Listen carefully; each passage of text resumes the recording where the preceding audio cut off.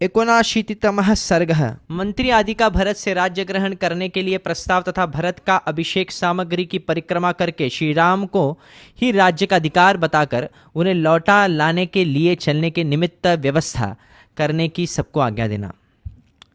तदनंतर 14वें दिन प्रातःकाल समस्त राज कर्मचारी मिलकर भरत से इस प्रकार बोले। महायशस्वी राजकुमार, जो हमारे सर्वश्रेष्ठ गुरु थे, वे महाराज दशरथ, जो अपने ज्येष्ठ पुत्र श्री राम तथा महाबली लक्ष्मण को वन में भेजकर स्वयं स्वर्गलोक को चले गए, अब इस राज्य का कोई स्वामी नहीं है, इसलिए अब आप ही हमारे राजा हों।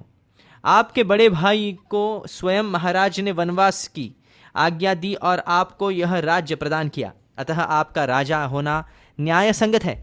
इस संगति के कारण ही आप राज्य को अपने अधिकार में लेकर किसी के प्रति कोई अपराध नहीं कर रहे हैं।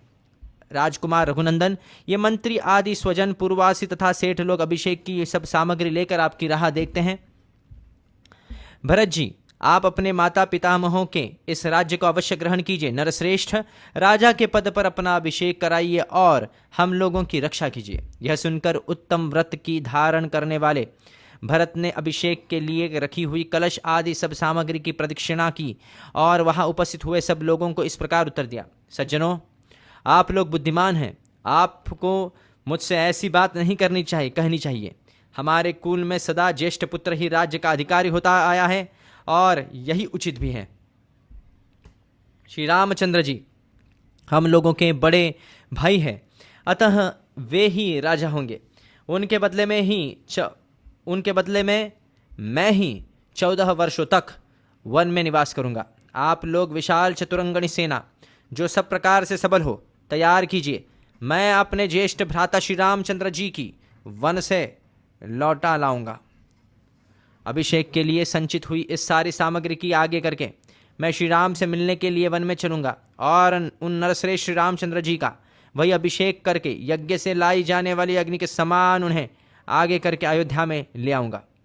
परंतु जिसमें लेश मात्र मातृभाव शेष है, अपनी माता कहलाने वाली इस कैकेयी को मैं कदापि सफल मनोरथ नहीं होने दूंगा। श्री राम यहाँ के राजा होंगे और मैं दुर्गम वन में निवास करूंगा। कारीगर आगे जाकर रास्ता बनाइए, ऊंची नीची भूमि को बराबर करके तथा मार्ग में दुर्गम स्थानों की जानकारी रखने वाले रक्षक भी साथ साथ चले। श्री रामचंद्र जी के लिए ऐसी बातें कहते हुए राजकुमार भरत से वहां आए हुए सब लोगों ने इस प्रकार सुंदर एवं परम उत्तम बात कही। भरत जी, ऐसे उत्तम वचन कहने वाले आपके पास कमल वन में निवास करने वाली लक्ष्मी अवस्थित हो, क्योंकि आप राजा के ज्येष्ठ पुत्र श्री राम को स्वयं ही इस पृथ्वी का राज्य लौटा देना चाहते हैं। उन लोगों का कहा हुआ वह परम उत्तम आशीर्वचन जब कान में पड़ा, तब उसे सुनकर राजकुमार भरत को बड़ी प्रसन्नता हुई। उन सब की ओर देखकर भरत के मुखमंडल में सुशोभित होने वाले नेत्रों से हर्ष जनित अश्रुओं की बूंदें गिरने लगी। भरत के मुख से श्री राम को ले आने की बात सुनकर उस सभा के सभी सदस्यों और मंत्रियों सहित समस्त राज कर्मचारी हर्ष से खिल उठे। उनका सारा शोक दूर हो गया और वे भरत से बोले, नरश्रेष्ठ, आपकी आज्ञा के अनुसार राज परिवार के प्रति भक्तिभाव रखने वाले कारीगरों और रक्षकों को मार्ग ठीक करने के लिए भेज दिया गया है। इस प्रकार श्री वाल्मीकि निर्मित रामायण आदि काव्य के अयोध्या कांड में 79वां सर्ग पूरा हुआ। अशीतितमः सर्गः 80 अध्याय। अयोध्या से गंगा तट तक सुरम्य शिविर और कूप आदि से युक्त सुखद राजमार्ग का निर्माण। तत्पश्चात ऊंची नीची एवं सजल निर्जल भूमि का ज्ञान रखने वाले सूत्र कर्म छावनी आदि बनाने के लिए सूत धारण करने में कुशल, मार्ग की रक्षा आदि अपने कर्म में सदा सावधान रहने वाले शूरवीर, भूमि खोदने या सुरंग आदि बनाने वाले, नदी आदि पार करने के लिए तुरंत साधन उपस्थित कराने वाले अथवा जल के प्रवाह को रोकने वाले, वेतन भोगी कारीगर, थवई, रथ और यंत्र रसोइये, चूने से पोतने आदि का काम करने वाले, बांस की चटाई और सूप आदि बनाने वाले, चमड़े का चारजामा आदि बनाने वाले तथा रास्ते की विशेष जानकारी रखने वाले सामर्थ्यशाली पुरुषों ने पहले प्रस्थान किया। उस समय मार्ग ठीक करने के लिए एक विशाल जनसमुदाय बड़े हर्ष के साथ वन प्रदेश की ओर अग्रसर हुआ, जो पूर्णिमा के दिन उमड़े हुए समुद्र के महान वेग की भांति शोभा पा रहा था। वे मार्ग निर्माण में निपुण कारीगर अपना अपना दल साथ लेकर अनेक प्रकार के औजारों के साथ आगे चल दिए। वे लोग लताएं, बेलें, झाड़ियां, डूंठे, वृक्ष तथा पत्थरों को हटाते और नाना प्रकार के वृक्षों को काटते हुए मार्ग तैयार करने लगे। जिन स्थानों में वृक्ष नहीं थे वहां कुछ लोगों ने वृक्ष भी लगाए। कुछ कारीगरों ने कुल्हाड़ों, टंकों, पत्थर तोड़ने के औजारों तथा हंसियों से कहीं कहीं वृक्षों और घासों को काट काट कर रास्ता साफ कर दिया। अन्य प्रबल मनुष्यों ने, जिनकी जड़ें नीचे तक जमी हुई थी, उन कुश, कास आदि के झुरमुटों के हाथों से ही उखाड़ फेंका। वे जहाँ तहाँ ऊंचे नीचे दुर्गम स्थानों को खोद खोद कर बराबर कर देते थे। दूसरे लोग कुओं और लंबे चौड़े गुड्ढों को धूलों से ही पाट देते थे। जो स्थान नीचे होते वहाँ सब ओर से मिट्टी डालकर वे उन्हें शीघ्र ही बराबर कर देते थे। उन्होंने जहाँ फूल बांधने के योग्य पानी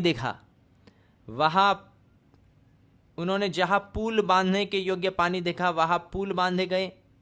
जहाँ कैंकरीली जमीन दिखाई दी वहाँ उसे ठोक पीट कर मुलायम कर दिया, और जहाँ पानी बहने के लिए मार्ग बनाना आवश्यक समझा वहाँ बांध काट दिया। इस प्रकार विभिन्न देशों में वहाँ की आवश्यकता के अनुसार कार्य किया। छोटे छोटे सोतों को, जिनका पानी सब ओर बह जाया करता था, चारों ओर से बांधकर शीघ्र ही अधिक जल वाला बना दिया। इस तरह थोड़े ही समय में उन्होंने भिन्न भिन्न आकार प्रकार के बहुत से सरोवर तैयार कर दिए, जो अगाध जल से भरे होने के कारण समुद्र के समान जान पड़ते थे। निर्जल स्थानों में नाना प्रकार के अच्छे अच्छे कुएं और बावड़ी आदि बनवा दिए, जो आसपास बनी हुई वेदिकाओं से अलंकृत थे। इस प्रकार सेना का वह मार्ग देवताओं के मार्ग की भांति अधिक शोभा पाने लगा। उसकी भूमि पर चुना, सुरवी और कंकरीट बिछाकर उसे कूट पीट कर पक्का कर दिया गया था। उसके किनारे किनारे फूलों से सुशोभित वृक्ष लगाए गए थे। वहाँ के वृक्षों पर मतवाले पक्षी चहक रहे थे। सारे मार्ग को पताकाओं से सजा दिया गया था। उस पर चंदन मिश्रित जल का छिड़काव किया गया था तथा अनेक प्रकार के फूलों से वह सड़क सजाई गई थी।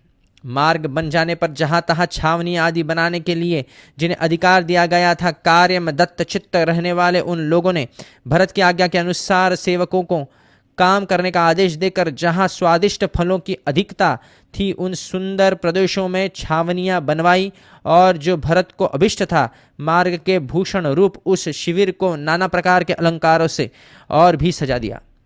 वास्तुकर्म के ज्ञाता विद्वानों ने उत्तम नक्षत्रों और मुहूर्तों में महात्मा भरत के ठहरने के लिए जो जो स्थान बने थे उनकी प्रतिष्ठा करवाई। बहुपांशुचयाश्चापि परिकहा परिवारितः। मार्ग में बने हुए वे निवेश विश्राम स्थान इंद्रपुरी के समान शोभा पाते थे। उनके चारों ओर खाइयाँ खोदी गई थी। धूल मिट्टी के ऊंचे ढेर लगाए गए थे। खेमों के भीतर इंद्र नीलमणि की बनी हुई प्रतिमाएं सजाई गई थी। गलियों और मार्गों में उनकी विशेष शोभा होती थी। राजकीय गृहों और देवस्थानों से युक्त वे शिविर चुने पुते हुए प्रकारों चार दीवारियों से घिरे थे। सभी विश्राम स्थान पताकाओं से शोभित थे। सर्वत्र बड़ी बड़ी मार्गों का सुंदर ढंग से निर्माण किया गया था। विटंकों, कबूतरों के रहने के स्थानों का और ऊंचे ऊंचे श्रेष्ठ विमानों के कारण सभी शिविरों की बड़ी शोभा हो रही थी। तो विटों को यानी कबूतरों के रहने स्थानों को कहते हैं। और ऊंचे ऊंचे श्रेष्ठ विमानों के कारण उन सभी शिविरों की बड़ी शोभा हो रही थी।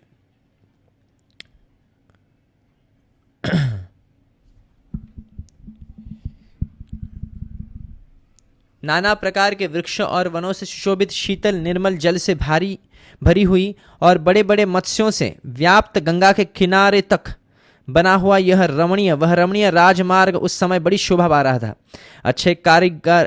अच्छे कारीगरों ने उसका निर्माण किया था। रात्रि के समय वह चंद्रमा और तारागणों से मंडित निर्मल आकाश के समान सुशोभित होता था। इस प्रकार श्री वाल्मीकि निर्मित रामायण आदि काव्य के अयोध्या कांड में 80वां सर्ग पूरा हुआ। 81वां सर्ग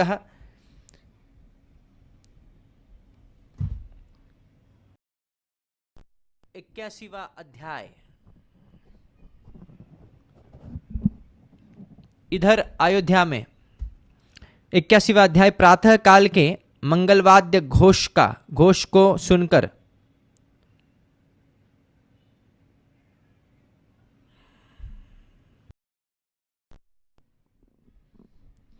प्रातःकाल के मंगलवाद्य घोष को सुनकर भरत का विलाप करना, वशिष्ठ जी का सभा में दुखी होना और उसे वन सभा में आकर मंत्री आदि को बुलाने के लिए दूत भेजना।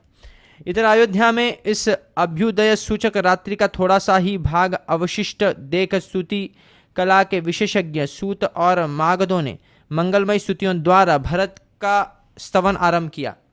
प्रहर का समाप्त का सूचक करने वाला दुंदुभी सानक डंडे से आहत होकर बज उठी। बाजे बजाने वालों ने शव तथा दूसरे नाना प्रकार के सैकड़ों बाजे बजाए।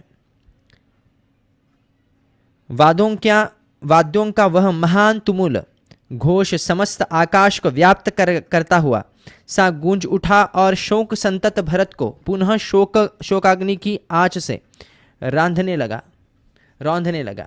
वादों की उस ध्वनि से भरत की नींद खुल गई। वे जाग उठे और मैं राजा नहीं हूं ऐसा कहकर उन्होंने उन बाजों का बजाना बंद करा दिया। तत्पश्चात वे शत्रुघ्न से बोले, शत्रुघ्न देखो तो सही, कैकेयी ने जगत का कितना महान अपकार किया है। महाराज दशरथ मुझ पर बहुत से दुखों का बोझ डालकर स्वर्गलोक को चले गए। आज उन धर्मराज महामना नरेश की यह धर्ममूला राजलक्ष्मी जल में पड़ी हुई बिना नावी की नौका के समान इधर उधर डगमगा रही है। जो हम लोगों के सबसे बड़े स्वामी और संरक्षण है, उन श्री रघुनाथ जी को भी स्वयं मेरी इस माता ने धर्मों को तिलांजलि देकर वन में भेज दिया। उस समय भरत को इस प्रकार अचेत होकर विलाप करते देख रनिवास की सारी स्त्रियां दिन भाव से फूट फूट कर रोने लगी। जब भरत इस प्रकार विलाप कर रहे थे, उसी समय राजधर्म की ज्ञाता महायशस्वी महर्षि वशिष्ठ ने इक्ष्वाकुनाथ राजा दशरथ के सभा भवन में प्रवेश किया। वह सभा भवन अधिकांश सुवर्ण का बना हुआ था। उसमें सोने के खंभे लगे थे। वह रमणीय सभा देवताओं की सुधर्मा सभा के समान शोभा पाती थी। संपूर्ण वेदों के ज्ञाता धर्मात्मा वशिष्ठ ने अपने शिष्य गण के साथ सभा में पदार्पण किया और सुवर्णमय पीठ पर जो स्वस्तिकाकार बिछौने से ढका हुआ था वे विराजमान हुए। आसन ग्रहण करने के पश्चात उन्होंने दूतों को आज्ञा दी, तुम लोग शांत भाव से जाकर ब्राह्मणों क्षत्रियों लाओ। अन्य राजकुमारों के साथ यशस्वी भरत और शत्रुघ्न को मंत्री युधाजित और सुमंत्र को तथा और भी जो हितैषी पुरुष वहां हो उन सबको शीघ्र बुलाओ। हमें उनसे बहुत ही आवश्यक कार्य है। तदनंतर घोड़े, हाथी और रथों से आने वाले लोगों का महान कोलाहल आरंभ हुआ। तत्पश्चात जैसे देवता इंद्र का अभिनंदन करते हैं, उसी प्रकार समस्त प्रकृतियों, मंत्री, प्रजा आदि ने आते हुए भरत का राजा दशरथ की ही भांति अभिनंदन किया।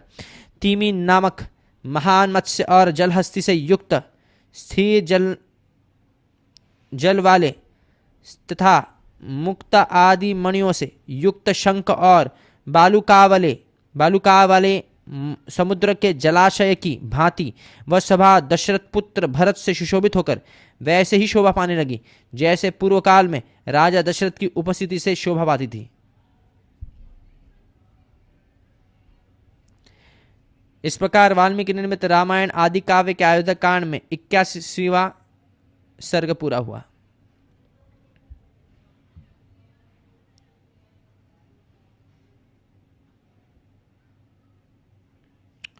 द्वयशीतितमः सर्गः।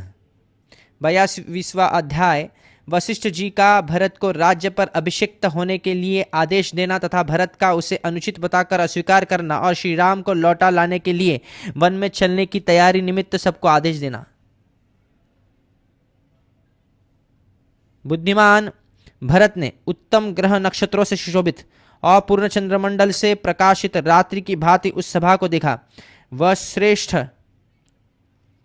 पुरुषों की मंडली से भरी पूरी तथा वशिष्ठ आदि श्रेष्ठ मुनियों की उपस्थिति से शोभायमान थी।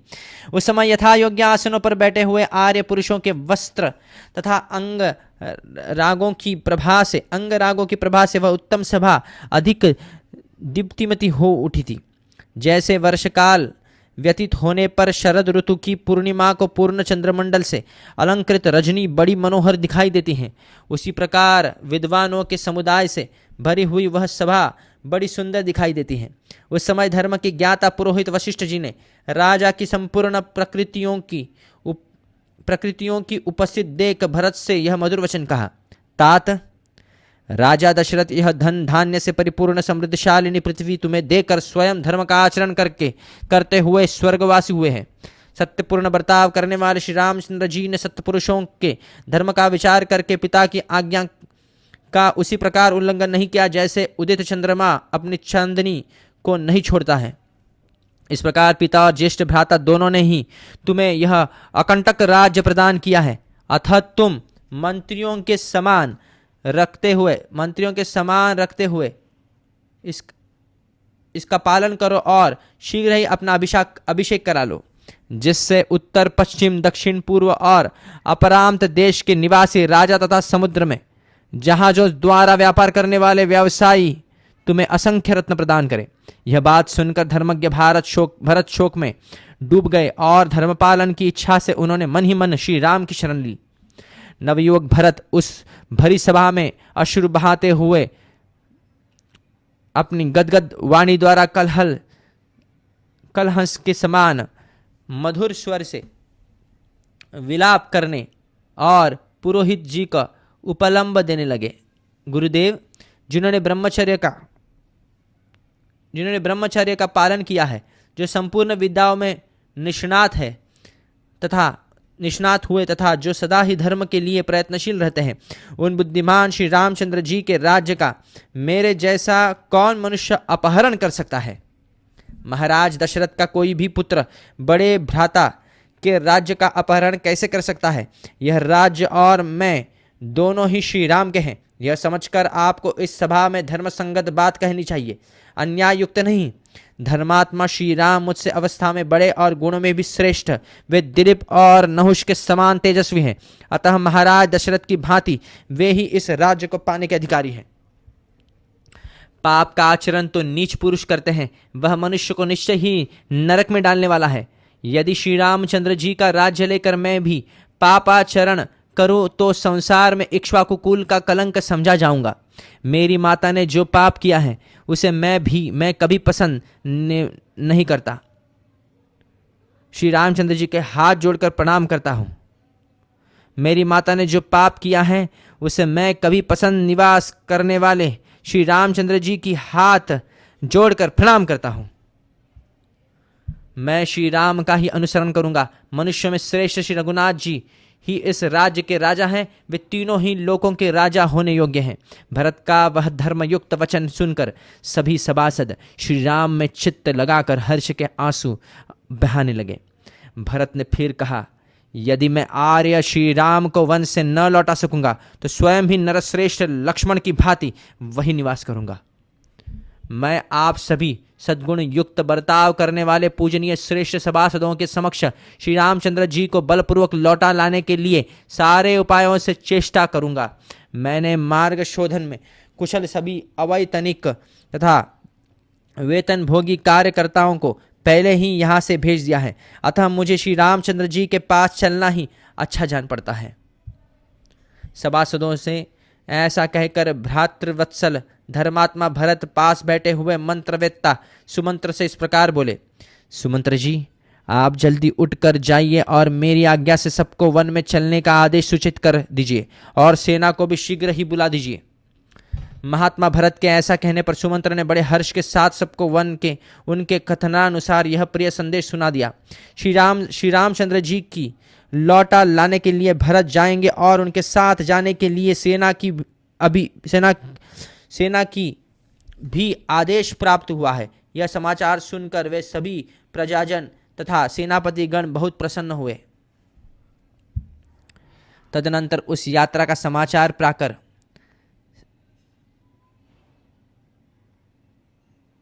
सभी स्त्रियां घर घर में हर्ष से खिल उठी और अपने पतियों को जल्दी तैयार होने के लिए प्रेरित करने लगी। सेनापतियों ने घोड़ों, बैलगाड़ियों तथा मन के समान वेगशाली रथों सहित संपूर्ण सेना को स्त्रियों सहित यात्रा के लिए शीघ्र तैयार होने की आज्ञा दी। सेना को कूच के लिए उद्यत देख भरत ने गुरु के समीप ही बगल में खड़े हुए सुमंत्र से कहा, आप मेरे रथ शीघ्र तैयार करके लाइए। भरत की इस आज्ञा को शिरोधार्य करते हुए सुमंत्र बड़े हर्ष के साथ गए और उत्तम घोड़ों से जुता हुआ रथ लेकर लौट आए। तब सदृढ़ एवं सत्य पराक्रम वाले सत्यपरायण प्रतापी भरत विशाल वन में गए हुए अपने बड़े भाई यशस्वी श्री राम को लौटा लाने के निमित्त राजी करने के लिए यात्रा के उद्देश्य से उस समय इस प्रकार बोले, सुमंत्र जी, आप शीघ्र उठकर सेनापतियों के पास जाइए और उनसे कहकर सेना को कल कूच करने के लिए तैयार होने का प्रबंध कीजिए, क्योंकि मैं सारे जगत का कल्याण करने के लिए उन वनवासी श्री राम को प्रसन्न करके यहाँ ले आना चाहता हूँ। भरत की यह उत्तम आज्ञा पाकर सुपुत्र सुमंत्र ने अपना मनोरथ सफल हुआ समझा और उन्होंने प्रजावर्ग के सभी प्रधान व्यक्तियों, सेनापतियों तथा सुहृदों को भरत का आदेश सुना दिया। तब प्रत्येक घर के लोग ब्राह्मण, क्षत्रिय, वैश्य और शूद्र उठ उठकर अच्छी जाति के घोड़े, हाथी, ऊंट, गधे तथा रथों को जोतने लगे। इस प्रकार श्री वाल्मीकि निर्मित रामायण आदि काव्य के अयोध्या कांड में 82वां सर्ग पूरा हुआ।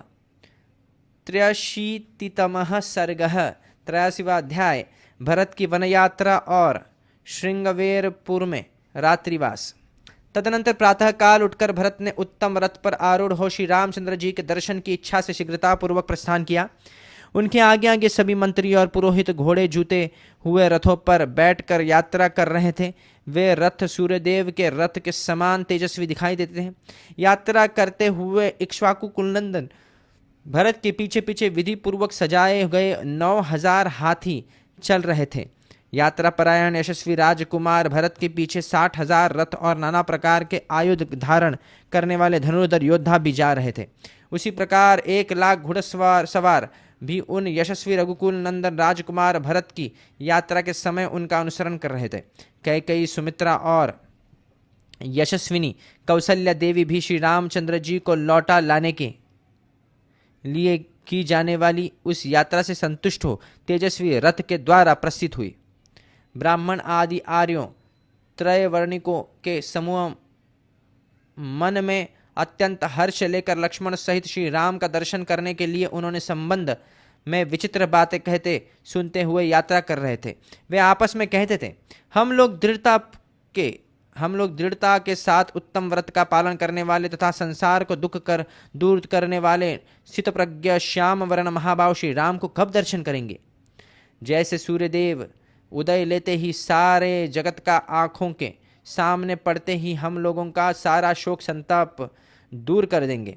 इस प्रकार की बातें कहते और अत्यंत हर्ष से भरकर एक दूसरे का आलिंगन करते हुए अयोध्या के नागरिक उस समय यात्रा कर रहे थे।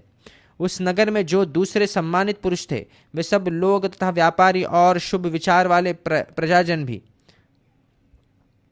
बड़े हर्ष के साथ श्री राम से मिलने के लिए प्रस्थित हुए।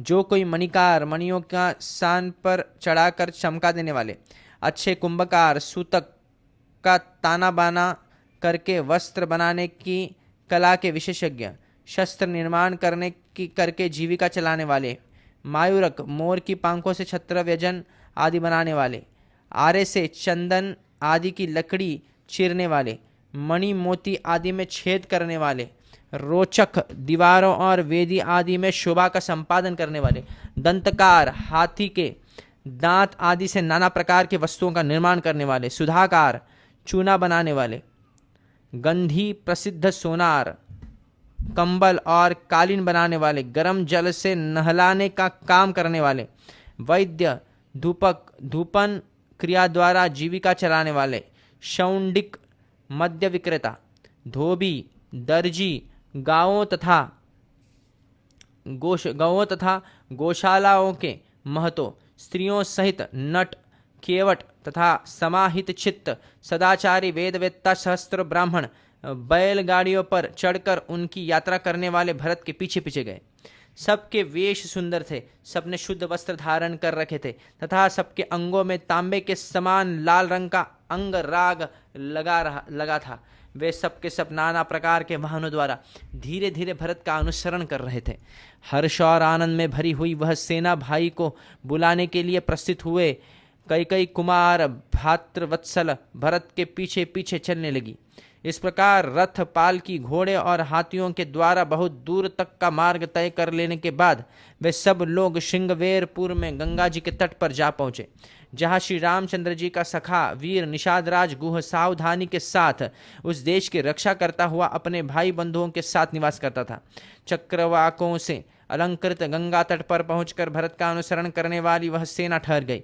पुण्य लीला माँ भागीरथी का दर्शन करके अपनी उस सेना को शिथिल हुई देख बातचीत करने की कला में कुशल भरत ने समस्त सचिवों से कहा, आप लोग मेरे सैनिकों को उनकी इच्छा के अनुसार यहाँ सब और ठहरा दीजिए।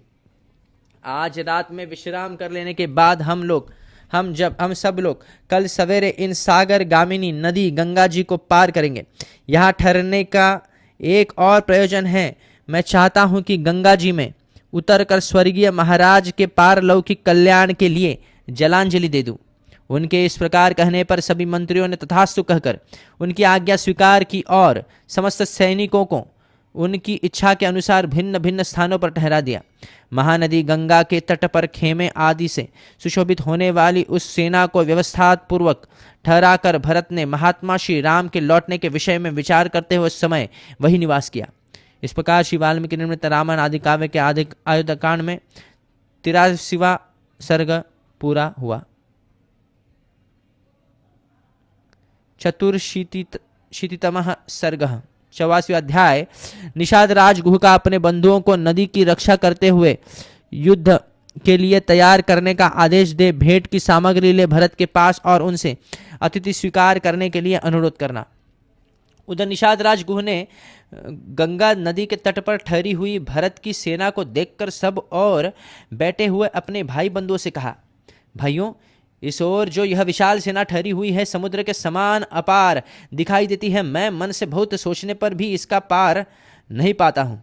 निश्चय ही इसमें स्वयं दुर्बुद्धि भरत भी आया हुआ है। यह कोविदार के चिन्ह वाली विशाल ध्वजा उसकी रथ पर फहरा रही है।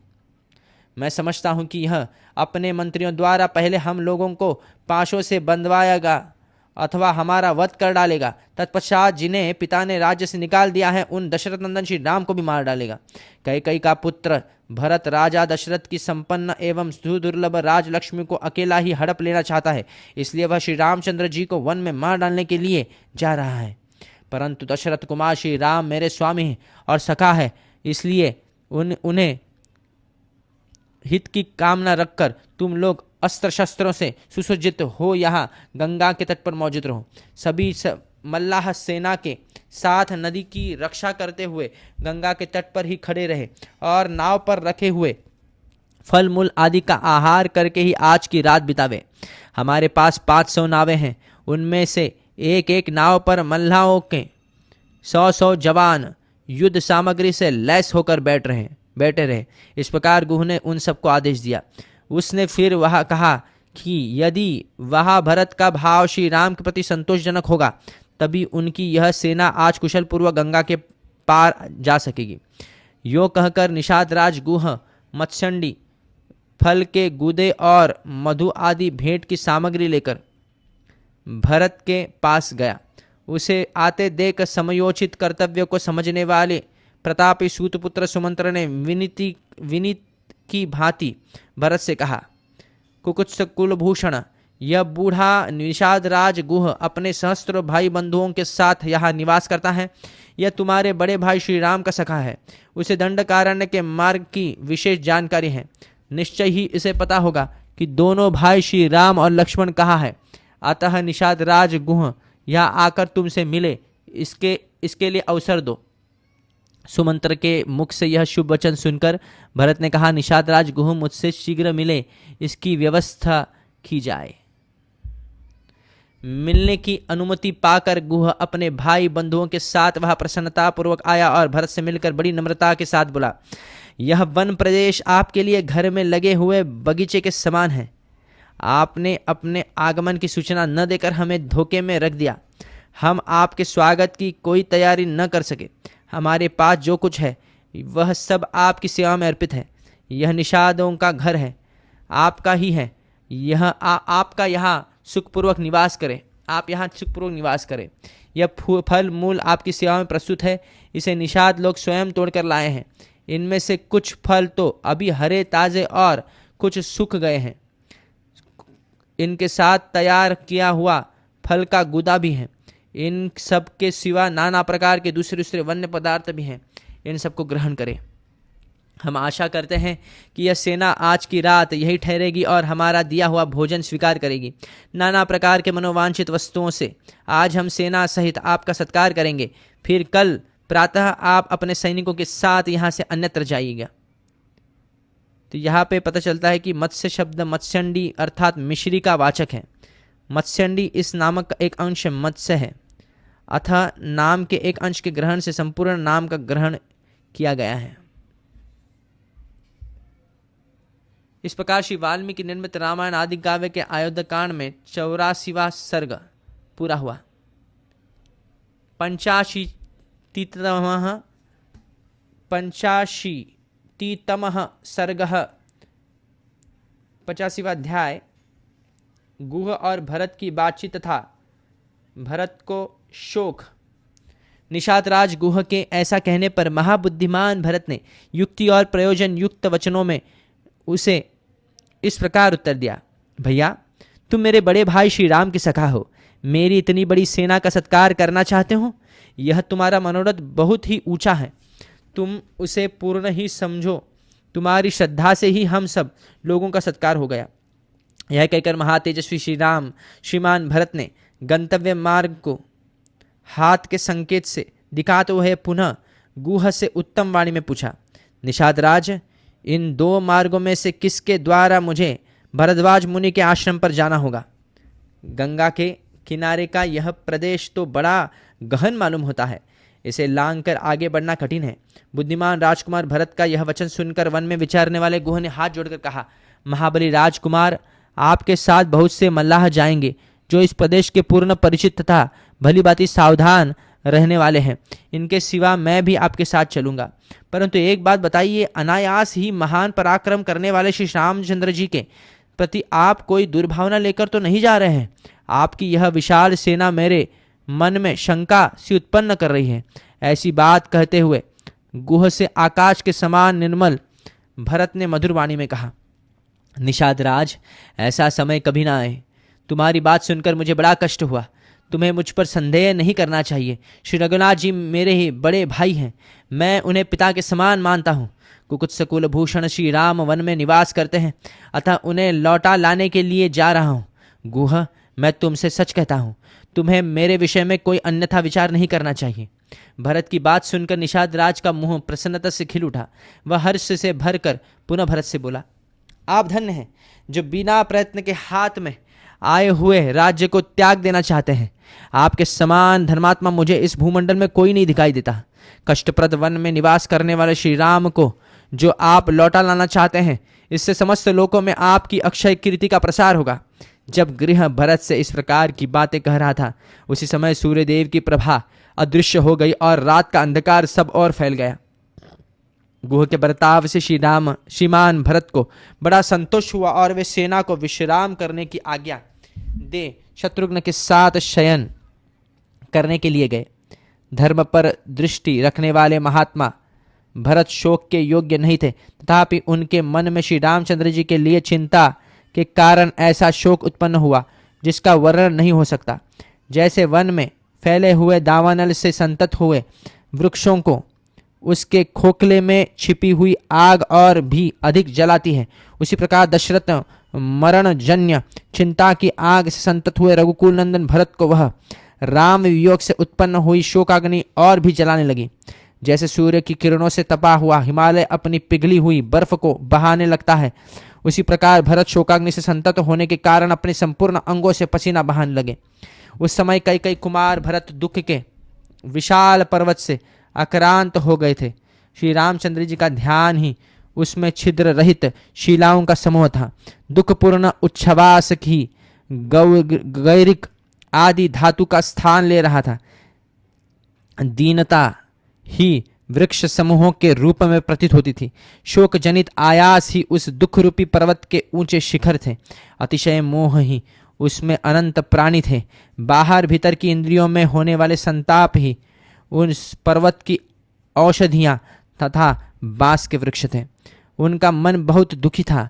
वे लंबी सांस खींचते हुए सहसा अपनी सुध बुध खोकर बड़ी भारी आपत्ति में पड़ गए। मानसिक चिंता से पीड़ित होने के कारण नरश्रेष्ठ भरत को शांति नहीं मिलती थी। उनकी दशा अपने झुंड से बिछुड़े हुए ऋषभ की सी हो रही थी। परिवार सहित एकाग्रचित्त महानुभव भरत जब गुह से मिले, उस समय उनके मन में बड़ा दुख था। वे अपने बड़े भाई के लिए चिंतित थे, अतः गुह ने उन्हें पुनः आश्वासन दिया। इस प्रकार श्री वाल्मीकि निर्मित रामायण आदि काव्य के अयोग्यता कांड में 185वां अध्याय सर्ग पूरा हुआ। षडशीतितमः सर्गः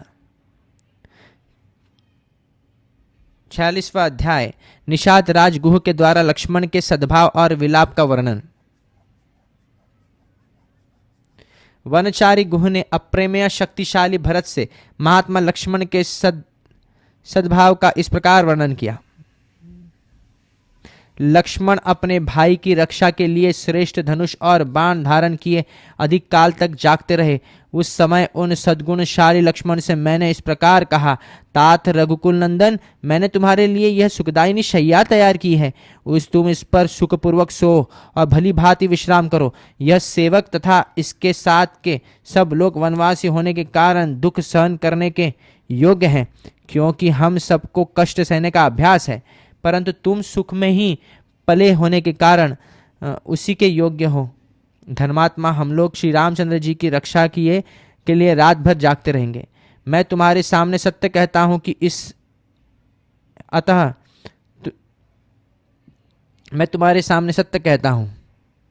अतः तुम उनकी रक्षा के लिए उत्सुक न हो। उन रघुनाथ जी के प्रसाद से ही मैं इस लोक में महान यश, प्रचुर धर्मलाभ तथा विशुद्ध अर्थ एवं भोग्य वस्तु पाने की आशा करता हूँ।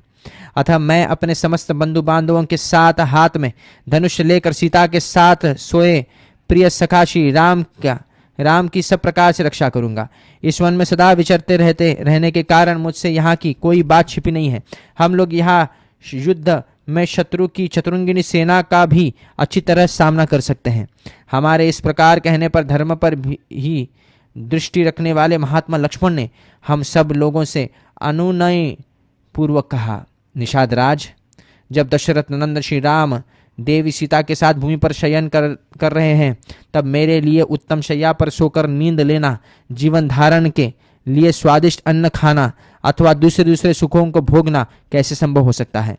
गुह, देखो, संपूर्ण देवता और असुर मिलकर भी युद्ध में जिनके वेग को नहीं सह सकते, वे ही श्री राम इस समय सीता के साथ तिनकों पर सो रहे हैं। महान तप और नाना प्रकार के परिश्रम साध्य उपायों द्वारा जो यह महाराज दशरथ को अपने समान उत्तम लक्षणों से युक्त ज्येष्ठ पुत्र के रूप में प्राप्त हुए हैं, उन्हीं इन श्री राम के वन में आ जाने से राजा दशरथ अधिक काल तक जीवित नहीं रह सकेंगे। जान पड़ता है निश्चय ही यह पृथ्वी अब शीघ्र विधवा हो जाएगी। अवश्य ही अब रानीवास की स्त्रियां बड़े जोर से आर्तनाद करके अधिक श्रम के कारण अब चुप हो गई होंगी और राजमहल का वह हाहाकार इस समय शांत हो गया होगा। महारानी कौशल्या, राजा दशरथ तथा मेरी माता सुमित्रा, ये सब लोग आज की इस रात तक जीवित रह सकेंगे या नहीं यह मैं नहीं कह सकता। शत्रुघ्न की बाट देखने के कारण संभव है मेरी माता सुमित्रा जीवित रह जाए, परंतु पुत्र के विरह से दुख में डूबी हुई वीर जननी कौशल्या अवश्य नष्ट हो जाएगी। महाराज की इच्छा थी कि श्री राम को राज्य पर अभिषिक्त करो। अपने इस मनोरथ को न पाकर श्री राम को राज्य पर स्थापित किए बिना ही हाय मेरा सब कुछ नष्ट हो गया ऐसा कहते हुए मेरे पिताजी अपने प्राणों को परित्याग कर देंगे। उनकी इस मृत्यु का समय उपस्थित होने पर जो लोग वहां रहेंगे और मेरे मरे हुए पिता महाराज दशरथ सभी प्रेत कायों में संस्कार करेंगे। मेरे पिता महाराज दशरथ का सभी प्रेत कायों में संस्कार करेंगे, वे ही सफल मनोरथ और भाग्यशाली हैं। यदि पिताजी जीवित रहे तो रमणीय चबूतरों और चौराहों के सुंदर स्थानों से युक्त पृथक पृथक बने हुए विशाल राजमार्गों से अलंकृत धनिकों की सब प्रकार के रत्नों से विभूषित हाथियों, घोड़ों और रथों के आवागमन से भरी हुई विविध वाद्यों की ध्वनियों से निनादित समस्त कल्याणकारी वस्तुओं से भरपूर हृष्ट पुष्ट मनुष्य से व्याप्त पुष्प वाटिकाओं और उद्यानों से परिपूर्ण तथा सामाजिक उत्सवों से सुशोभित हुई मेरे पिता की राजधानी अयोध्यापुरी में जो लोग विचरेंगे वास्तव में भी वे ही सुखी हैं। क्या वनवास की इस अवधि के समाप्त होने पर सकुशल लौटे हुए सत्य प्रतिज्ञ श्री राम के साथ हम लोग अयोध्यापुर में प्रवेश कर सकेंगे? इस प्रकार विलाप करते हुए महामनस्वी राजकुमार लक्ष्मण की वह सारी रात जागते ही बीती। प्रातःकाल निर्मल सूर्योदय होने पर मैंने भागीरथी के तट पर वट के दूध से उन दोनों के केशों का जटा का रूप दिलवाया और उन्हें सुखपूर्वक पार उतारा। सिर पर जटा धारण करके वलकल एवं शीर वस्त्र पहने हुए महाबली शत्रु संतापी श्री राम और लक्ष्मण 2 गज युद्धपतियों के समान शोभा पाते थे। वे सुंदर तरकस और मनुष्य धनुष धारण किए इधर उधर दिखते हुए सीता के साथ चले गए। इस प्रकार श्री वाल्मीकि रामायण रामायण आदि काव्य के अयोध्या कांड में 86वां सर्ग पूरा हुआ। 87तमः सर्गः 27वां अध्याय। भरत की मूर्छा से गुह, शत्रुघ्न और माताओं का दुखी होना। होश में आने पर भरत का गुह से श्री राम आदि के भोजन और शयन आदि के विषय में पूछना और गुह का उन्हें सब बातें बताना। गुह का श्री राम के जटा धारण आदि से संबंध रखने वाले अत्यंत अप्रिय वचन सुनकर भरत चिंता मग्न हो गए। उन्हीं का वे चिंतन करने लगे। उन्हें यह चिंता हो गई कि अब मेरा मनोरथ पूर्ण न हो सकेगा। श्री राम ने जब जटा धारण कर ली तब वे शायद ही लौटे।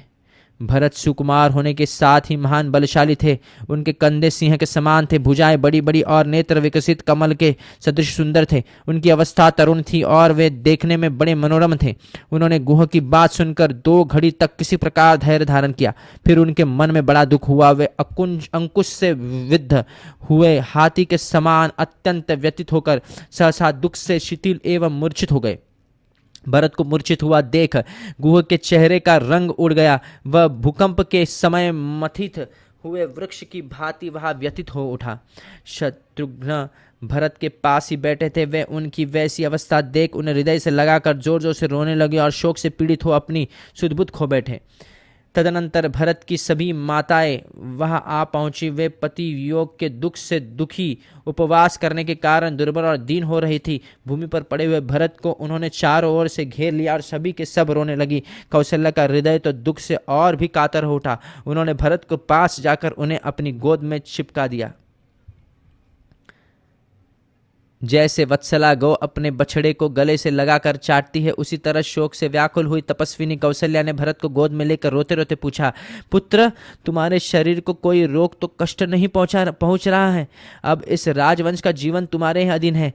त्वाम दृष्ट्वा वत्स, मैं तुम्ही को देखकर ही जी रही हूँ। श्री राम लक्ष्मण के साथ वन में चले गए और महाराज दशरथ स्वर्गवासी हो गए। अब एकमात्र तुम ही हम लोगों के रक्षक हो। पुत्र, सच बताओ, तुमने लक्ष्मण के संबंध में अथवा मुझ एक ही पुत्र वाली माँ के बेटे वन में सीता सहित गए हुए श्री राम के विषय में कोई अप्रिय बात तो नहीं सुनी है? दो ही घड़ी में जब महायशस्वी भरत का चित्त स्वस्थ हुआ तब उन्होंने रोते रोते ही कौशल्या को सांत्वना दी और कहा, माँ तुम भयभीत ना होना, मैंने कोई अप्रिय बात नहीं सुनी है। फिर निषाद राज गुह से इस प्रकार पूछा, गुहा उस दिन रात में मेरे भाई श्री राम कहाँ ठहरे थे? सीता कहाँ थी? सीता माता कहाँ थी और लक्ष्मण कहाँ रहे? उन्होंने क्या भोजन करके कैसे बिछौने पर शयन किया था? ये सब बातें मुझे बताओ। ये प्रश्न सुनकर निषाद राज गुह बहुत प्रसन्न हुआ और उसने अपने प्रिय एवं हितकारी अतिथि श्री राम के आने पर उनके प्रति जैसा बर्ताव किया था वह सब बताते हुए भरत से कहा, मैंने भांति भांति के अन्न, अनेक प्रकार के खाद्य पदार्थ और कई तरह के फल श्री रामचंद्र जी के पास भोजन के लिए प्रचुर मात्रा से पहुंचाए। सत्य पराक्रमी श्री राम ने मेरी दी हुई सब वस्तुएं स्वीकार तो की, किंतु क्षत्रिय धर्म का स्मरण करते हुए उनको ग्रहण नहीं किया, मुझे आदरपूर्वक लौटा दिया। फिर उन महात्मा ने हम सब लोगों को समझाते हुए कहा, सखे हम जैसे क्षत्रियों को किसी से कुछ लेना नहीं चाहिए, अपितु सदा देना ही चाहिए। सीता सहित श्री राम ने उस रात में उपवास ही किया।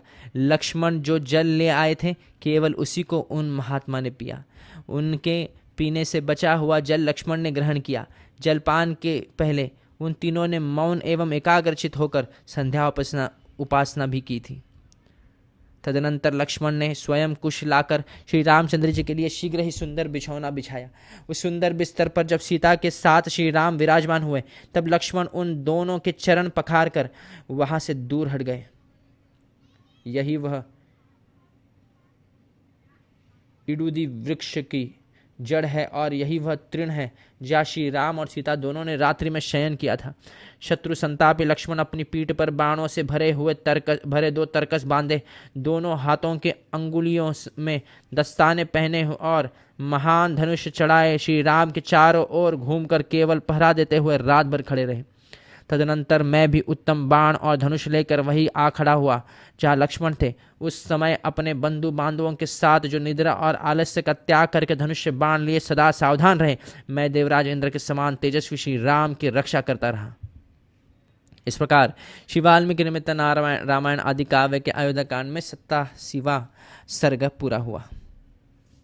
श्री राम अष्टाशीतितमः सर्गः 88वां अध्याय।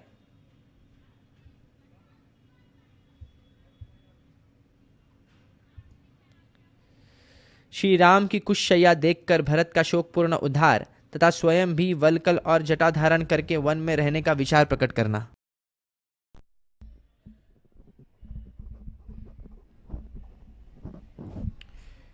श्री राम की कुशशय्या देखकर भरत का शोकपूर्ण उद्वार तथा स्वयं भी वल्कल और जटा धारण करके वन में रहने का विचार प्रकट करना।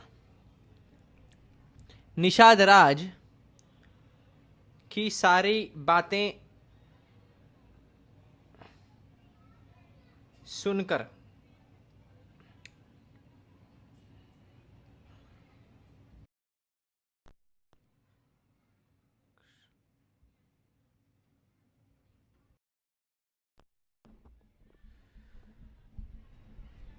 निषाद राज की सारी बातें सुनकर भरत मंत्रियों सहित इंगुदी वृक्ष की जड़ के पास आकर श्री रामचंद्र जी की शैया का निरीक्षण किया। फिर उन्होंने समस्त माताओं से कहा, यही महात्मा श्री राम ने भूमि पर शयन करके रात्रि व्यतीत की थी। यही वह कुश समूह है जो उनके अंगों से विमर्दित हुआ था। महाराजों के कुल में उत्पन्न हुए परम बुद्धिमान महाभागा राजा दशरथ ने जिन्हें जन्म दिया है वे श्री राम इस तरह भूमि पर शयन करने के योग्य नहीं है। जो पुरुष सिंह श्री राम मुलायम मृग चर्म की विशेष चादर से ढके हुए तथा अच्छे अच्छे बिछौने के समूह से सजे हुए पलंग पर सदा सोते आए हैं, वे इस समय पृथ्वी पर कैसे शयन करते होंगे। जो सदा विमानाकार प्रसादों के श्रेष्ठ भवनों और अट्टालिकाओं में सोते आए हैं तथा जिनकी फर्श सोने और चांदी की बनी हुई है, जो अच्छे बिछौने से सुशोभित हैं, पुरुष पुष्प राशि से विभूषित होने के कारण जिनकी विचित्र शोभा होती है, जिनमें चंदन और अगुरु की सुगंध फैली रहती है, जो श्वेत बादलों के समान उज्जवल कांति हैं, जिनकी दीवारों पर सुवर्ण का काम किया गया है तथा जो ऊंचाई में मेरु पर्वत के समान जान पड़ते हैं, ऐसे सर्वोत्तम राजमहलों में जो निवास कर चुके हैं, वे श्री राम वन में पृथ्वी पर कैसे सोते होंगे। जो गीतों और वाद्यों की ध्वनियों से, श्रेष्ठ आभूषणों की झनकारों से तथा मृद अंगों के उत्तम शब्दों से सदा जगाए जाते हैं, मृदंगों के उत्तम शब्दों से सदा जगाए जाते थे। बहुत से वंदीगण समय समय पर जिनकी वंदना करते थे, सूत और मागध अनुरूप गाथाओं और स्तुतियों से जिनको जगाते थे, वे शत्रु संतापी श्री राम भूमि पर कैसे शयन करते होंगे। यह बात जगत में विश्वास के योग्य नहीं है। मुझे यह सत्य नहीं प्रतीत होती। मेरा अंतकरण अवश्य ही मोहित हो रहा है। मुझे तो ऐसा मालूम होता है कि यह कोई स्वप्न है। निश्चय ही काल के समान प्रबल कोई दूसरा देवता नहीं है, जिसके प्रभाव से दशरथ नंदन श्री राम को भी इस प्रकार भूमि पर सोना पड़ा। उस काल के ही प्रभाव से विदेह राज की परम सुंदरी पुत्री और महाराज दशरथ की प्यारी पुत्रवधु सीता भी पृथ्वी पर शयन करती हैं। यही मेरे बड़े भाई की शैया है, यही उन्होंने करवटें बदली थी। इस कठोर वेदी पर उनका शुभ शयन हुआ था, जहाँ उनके अंगों से कुचला गया सारा तृण अभी तक पड़ा है। जान पड़ता है शुभ लक्षणा सीता शैया पर आभूषण पहने ही सोई थी, क्योंकि यहाँ यत्र तत्र सुवर्ण के कण सटे दिखाई देते हैं। यहाँ उस समय सीता की चादर उलझी गई थी। यह साफ दिखाई दे रहा है, क्योंकि वहाँ सटे हुए ये रेशम के तागे चमक रहे हैं। मैं समझता हूँ कि पति की शैया कोमल हो या कठोर, साध्वी स्त्रियों के लिए वही सुखदायिनी होती है। तभी तो वह तपस्विनी एवं सुकुमारी बाला सती साध्वी मिथिलेश कुमारी सीता यहाँ दुख का अनुभव नहीं कर रही है। हाय, मैं मर गया, मेरा जीवन व्यर्थ गया। मैं बड़ा क्रूर हूँ, जिसके कारण सीता सहित श्री राम को अनाथ की भांति ऐसी शैया पर सोना पड़ता है। जो चक्रवर्ती सम्राट कुल में उत्पन्न हुए हैं, समस्त लोगों को सुख देने वाले तथा सबका प्रिय लगने वाला है, तथा जो सुख भोगने के ही योग्य हैं, दुख भोगने के कदापि योग्य नहीं है, वे ही श्री रघुनाथ जी परम उत्तम प्रिय राज्य का परित्याग करके इस समय पृथ्वी पर शयन करते हैं। उत्तम लक्षणों वाले लक्ष्मण ही धन्य एवं बड़भागी हैं, जो संकट के समय बड़े भाई श्री राम के साथ रहकर उनकी सेवा करते हैं। निश्चय ही विदेह नंदिनी सीता भी कृतार्थ हो गई, जिन्होंने पति के साथ वन का अनुसरण किया है। हम सब लोग उन महात्मा श्री राम से बिछुड़कर संशय में पड़ गए हैं। हमें यह संदेह होने लगा है कि श्री राम हमारी सेवा स्वीकार करेंगे या नहीं।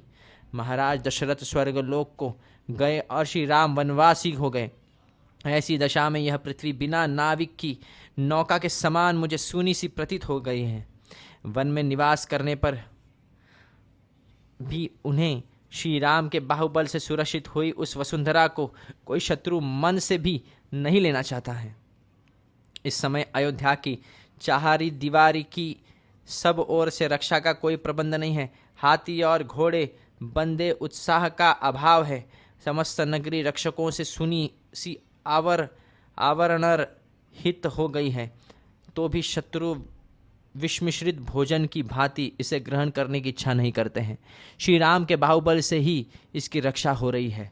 आज से मैं भी पृथ्वी पर अथवा तिनकों पर ही सोऊंगा, फल मूल का ही भोजन करूंगा और सदा वल्कल वस्त्र तथा जटा धारण किए रहूंगा। वनवास के जितने दिन बाकी हैं, उतने दिनों तक मैं ही वहां सुखपूर्वक निवास करूंगा।